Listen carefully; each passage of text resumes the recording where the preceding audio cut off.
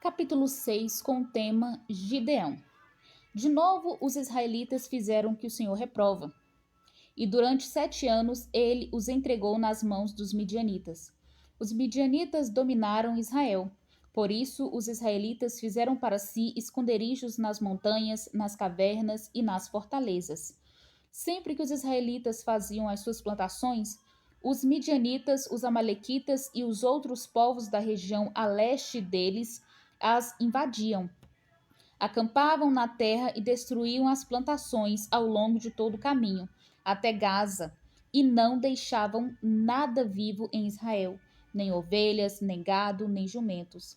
Eles subiam trazendo os seus animais e suas tendas, e vinham como enxames de gafanhotos.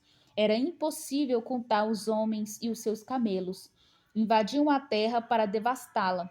Por causa de Midian, Israel empobreceu tanto que os israelitas clamaram por socorro ao Senhor.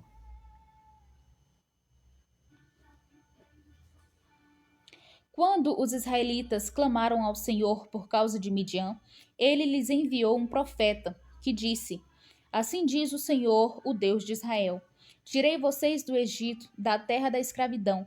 Eu os livrei do poder do Egito e das mãos de todos os seus opressores.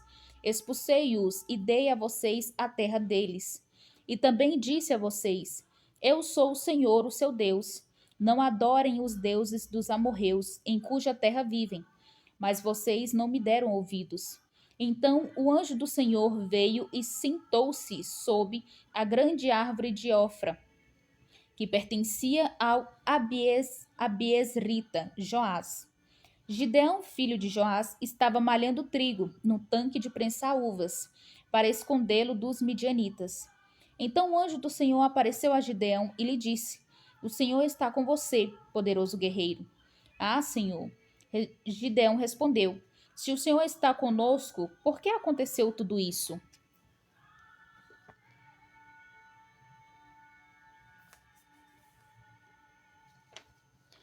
Onde estão todas as suas maravilhas que os nossos pais nos contam quando dizem: Não foi o Senhor que nos tirou do Egito? Mas agora o Senhor nos abandonou e nos entregou nas mãos de Midian. O Senhor se voltou para ele e disse: Com, com a força que você tem, vá libertar Israel das mãos de Midian. Não sou eu quem o está enviando? Ah, Senhor, respondeu Gideão. Como posso libertar Israel? Meu clã é o menor, meu clã é o menos importante de Manassés, e eu sou o menor da minha casa. Eu estarei com você, respondeu o Senhor, e você derrotará todos os midianitas como se fossem um só homem.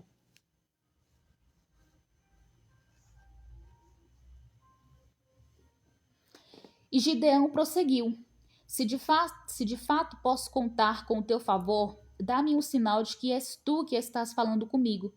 Peço-te que não vás embora até que eu volte e traga minha oferta e a coloque diante de ti. E o Senhor respondeu: Esperarei até você voltar. E Gideão foi para casa, preparou um cabrito e com uma arroba de farinha fez pães sem fermento. Pôs a carne no cesto e o caldo numa panela. Trouxe-os para fora e ofereceu-os a eles sobre a grande árvore.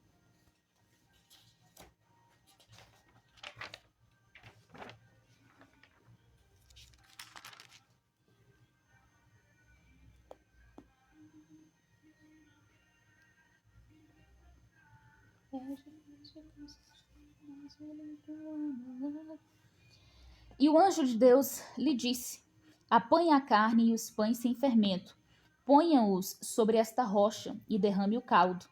Gideão assim fez. Com a ponta do cajado que estava em sua mão, o anjo do Senhor tocou a carne e os pães sem fermento. Fogo subiu da rocha, consumindo a carne e os pães, e o anjo do Senhor desapareceu. Quando Gideão viu que era o anjo do Senhor, exclamou: Ah, Senhor soberano, vi o anjo do Senhor face a face. Disse-lhe, porém, o Senhor: Paz seja com você, não tenha medo, você não morrerá. Gideão construiu um altar em honra ao Senhor e lhe deu este nome: O Senhor é paz. Até hoje, o altar está em Ofrá dos Abiesrita. Naquela mesma noite, o Senhor lhe disse: separe os israelitas, cadê? Separe o segundo novilho do rebanho de seu pai, aquele de 7 anos de idade. Despedace o altar de Baal, que pertence a seu pai, e corte o poste sagrado de Aserá que está ao lado do altar. Depois, faça um altar para o Senhor, o seu Deus, no topo desta elevação. Ofereça o segundo novilho em holocausto, com a madeira do poste sagrado que você irá cortar. Assim Gideão chamou 10 dos seus servos e fez como o Senhor lhe ordenara. Mas, com medo da sua família e dos homens da cidade, fez tudo de noite e não durante o dia.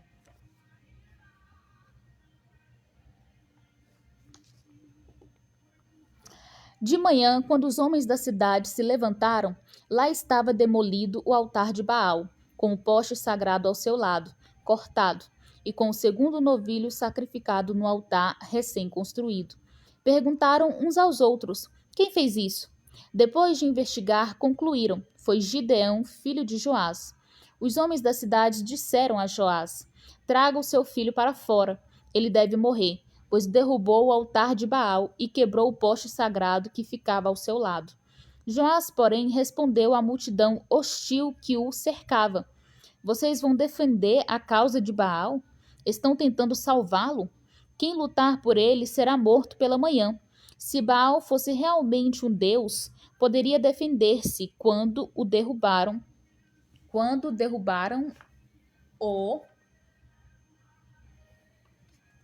o seu altar. Por isso, naquele dia, chamaram Gideão de Jerubbaal, dizendo: que Baal dispute com ele, pois derrubou o seu altar. Nesse meio tempo, todos os midianitas, amalequitas e outros povos que vinham do leste uniram os seus exércitos, atravessaram o Jordão e acamparam no vale de Jezreel. Então o Espírito do Senhor apoderou-se de Gideão, e ele, com toque de trombeta, convocou os Asbiesrita para segui-lo. Enviou mensageiros a todo o Manassés, chamando-os às armas, e também a Aser, a Zebulon e a Naftali, que também subiram ao seu encontro. E Gideão disse a Deus: quero saber se vais libertar Israel por meu intermédio, como prometestes.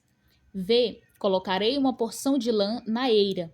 Se o orvalho molhar apenas a lã e todo o chão estiver seco, saberei que tu libertarás Israel por meu intermédio, como prometestes.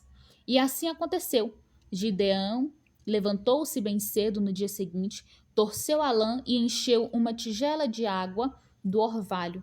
Disse ainda Gideão a Deus: não se acenda a tua ira contra mim. Deixe-me fazer só mais um pedido.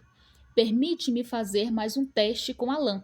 Desta vez, faze ficar seca a lã e o chão coberto de orvalho. E Deus assim fez. Naquela noite, somente a lã estava seca. O chão estava todo coberto de orvalho. E aqui terminamos o capítulo 6.